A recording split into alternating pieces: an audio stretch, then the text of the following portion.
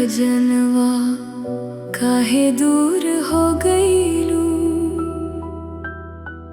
प्यार के बगिया सुनी करके चल गईलू।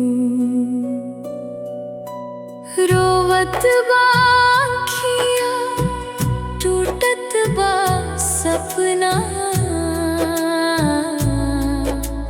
रानी मोर खजनवा लौट आजा अपना।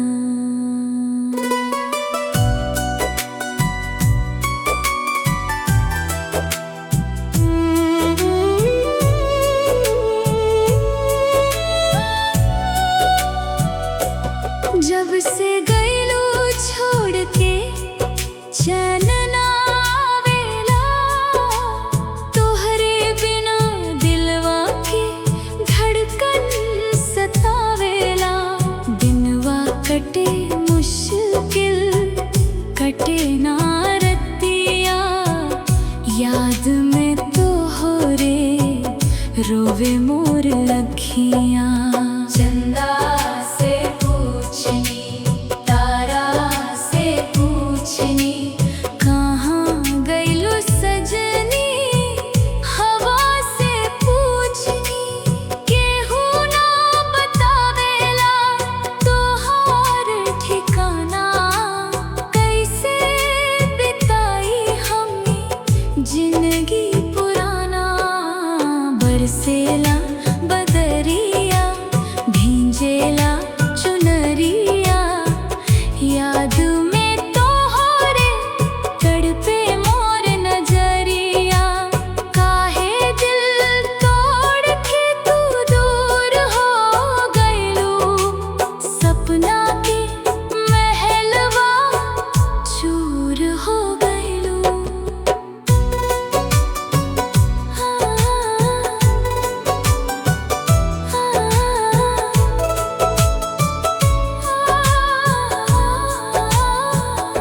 तोहरे खातिर सजनी दुनिया भुलैनी।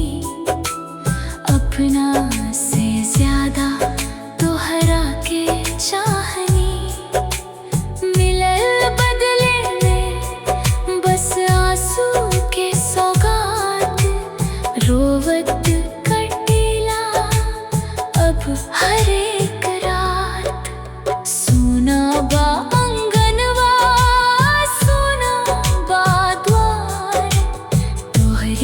बिना लागे ना सावन बहार। हर खुशी लागे अब दर्द की कहानी। तू बिन अधूरी बा हमार जिंदगानी। दिलवा के किताब में नाम तोहार बा। आजो ए सजनी इंतजार तोहार बा। लौट के आ जाइबू इतना आस बा। टूटल दिलवा के बस एहसास बा। रात भर जागीला, नींद ना आवेला।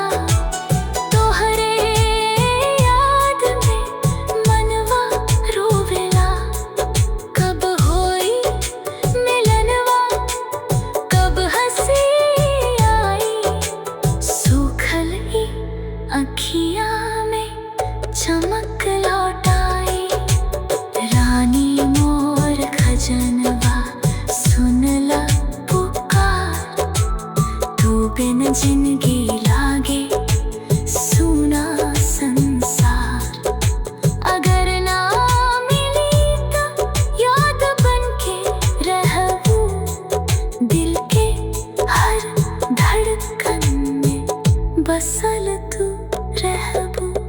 रानी मोर खजनवा काहे दूर हो गईलू।